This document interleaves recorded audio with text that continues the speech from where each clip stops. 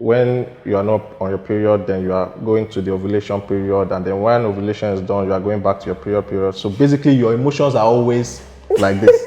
So more or less. So for me, it's like, okay, at what point in time can I make my own argument in a logical manner that doesn't, but so bottom line is.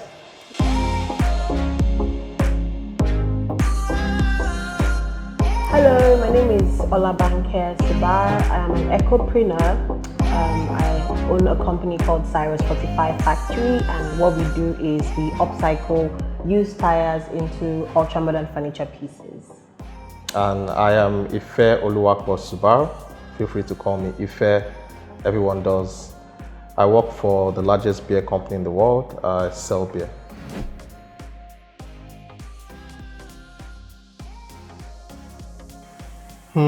Okay, so we've been married for 2 years and how many months now? We're in the 5th month, so 2 years and 5 months, right? We've had challenging times. I think challenging times is always something that you expect in life and in marriage. The key thing there is understanding each other, understanding that you are in the battle together, you are not fighting against each other. And I think that's really what has helped us. I think if I were to highlight one in particular, it would be the first year of marriage, where we really had to make a lot of compromises, understanding each other. It was really, really intense. Yeah, it was intense. It was intense. A lot of fights. Find, balance. Yeah. It was really challenging, and I mean, while we're dating, we weren't living together, so of course we wouldn't have clashes because we were not living in the same space. But when we now moved in together, I mean, the way I would do my things is not the way he would do his things. The way I see some things is not the way he would see those things. So definitely we butted heads a lot. The first 3 months were intense. Yes. I remember I was like, when we were dating, we didn't even fight at all. Like, we're not fighting. Why are we fighting a lot now? Yes. Like, I was so upset. I used to cry. I'm like, why? What's happening? I was like, God, this thing happened when we were dating. But it just showed that dynamic that we moved in together, and like I said, we just didn't see things the same way. But after a while, we got our balance, we got our synergy, a rhythm to our things. If I can be more specific, so what I mean by fighting and the challenges were not like physical fights or anything like that, but not like quarrels. It was more like misunderstandings and trying to really understand communication and trying to understand each other's preferences and pet peeves. For example, it could be the way you arrange the fridge. We had that problem. I would put this in this way. I think this and one I should be opened, and I'm like, and then she opens it, and it should be horizontal. Why is it vertical? So back and forth, you will just be arranging fridge for the whole week. You'll be wondering what's going on. I personally don't enjoy washing plates. It makes my hands feel very irritating. So, and then she would always complain about leaving plates in the sink because she likes to wash plates. So we reached a compromise, right? I would fill the bottles, she would wash the plates because it's her strong suit and it's not my strong suit. So we gradually started to really understand, each other's strengths and weaknesses, and try to, meet in the middle and say, okay, I'll help you here, you help me here. I'm more, we were not really traditional in our roles, but it's more about who is better at what, right? So I'm more financially good at managing finances, let me put it that way, right? So most of that falls on me, as well as the fact that I have more of the income or purchasing power in the family. She's better at organizing the home. She does the decoration. She does this, right? So she handles most of those things while I give input and support. We just realized that our strengths make up for each other's weaknesses. So whatever sufficiency I have will make up for his deficiency. So when we got that understanding, it was easier to communicate things and to handle things, because we know that, okay, there's no point trying to force this. If you know you don't like to wash plates, there's no point trying to make him wash plates. If you know you like to do it, let him do it. And then, since I don't even like to, let's say, buy power or handle maybe filling bottles or other things, I just leave it for him, and then everybody's happy. Yes, because I remember one of the challenges was that she was responsible for buying power, making sure there's power in the house, but she was not doing it well at all. She was failing at it. Woefully. We will have some times where power will run out. I'm like, I didn't buy power. You didn't buy power. What happened? So I had to take that responsibility away and start doing it myself, and then give her, something else to do. And I think it's another issue that we had was really trying to understand each other's personalities, right? So I'm choleric primarily, right? So can be very melancholy, so claw.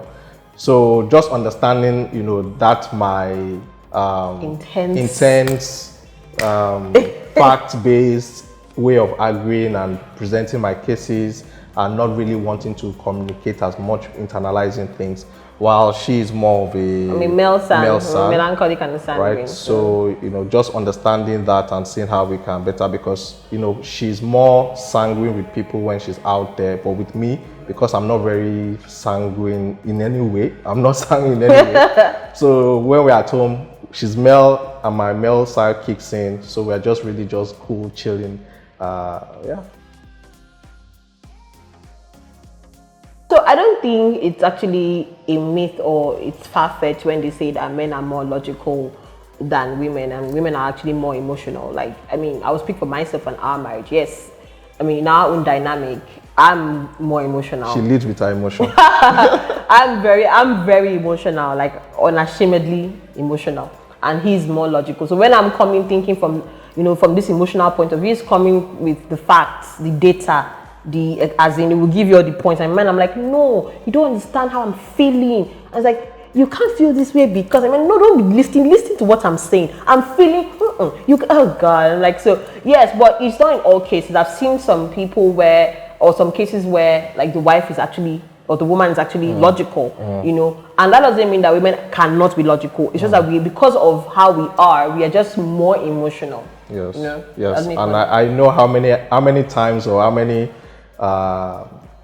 times we've had to sit down and discuss this, and she has to explain to me again how there's this period when my hormones surge up due to I'm currently on my period, or I'm ovulating at the time. So basically, I came to the understanding that when you are not on your period, then you are going to the ovulation period, and then when ovulation is done, you are going back to your period. So basically, your emotions are always like this. So more or less. So for me, it's like, okay, at what point in time can I make my own argument in a logical manner that doesn't, so bottom line is. But I think that's the balance. Bottom line is I have to always consider that. Yeah, but it's a balance, because when you're coming with the facts and I come and I temper that, firm, rigid with my emotions, and I'm like, okay, just come from this, be more, be more subtle in your approach and the likes. Yeah, and I think one thing we came to understand is more about love, and when you bring love into the relation, and not just love that you have for each other, but the love of God, agape, very important. It's very important, because sometimes you are just upset and just think, God, if not for God, let me just. It's not worth it at the end of the day. We're here, we want to work together. We're working towards a common goal. Yes, exactly. Yeah. So why are we fighting? And then she always tells me, one of my, I would say one of my developmental needs that I'm working on is communication and tabling matter, right? I call it tabling matter. Because you need to address the issues, but I struggled with anger in my early days, growing up. So I worked on it in a way that I temper my anger. I don't like to talk or make decisions or take actions in that heat of the moment. So I always have to internalize and just take back. But she's more vocal. I'm very vocal. So I'm just like voicing it out. And he's like, I want to be quiet. Like, I want to just internalize and take everything in and process before I now dish out. Exactly. But me, I'm like, as they hot, as I'm feeling it, I'm telling you. Yes. But it's like, I want to think. So, there were times where we had like, I would say we reached an impasse, but we won't just talk because I want to talk and he wants to internalize. I'm like, you can't internalize. Tell me what is on your mind. Do you get? And because we eventually communicated that to each other, now he tables the matter at least more often, than before. Not perfect. Yeah, but he's better now. And I also now I've learned how to, simmer down when I'm like all emotional. I call it passion. When I'm passionate, I'm like, let me just simmer down and just be calm. So yeah. So I would say like I don't think, no, I know that my husband is not intimidated by my success. You know, I mean, celebrity mama. he called me celebrity. She's the celebrity in celebrity this wife. So I married a celebrity. Yeah, so. yeah, right. So, and why would I say so? I mean, before we got married, he was my first investor in my business. I always tell this story when I'm being interviewed by people that, you know, Cyrus 45 factory will not be where it is today if not for Ife, because when nobody wanted to invest in, I mean, in the business or believed in the idea, he was the first person to give me the first money that I take to start the business. And I remember before he even got his job at AB InBev, you know, he used to work with Cyrus, even though we're not paying him. You know, he would carry tires with me, he would go to the workshop with the carpenters, he would monitor delivery. There was even one time that I was not around, he took a delivery to Surulere, he monitored the installment and the installation and everything. So never, and then when I was, I mean, so far since I started my business, we are almost 4 years now.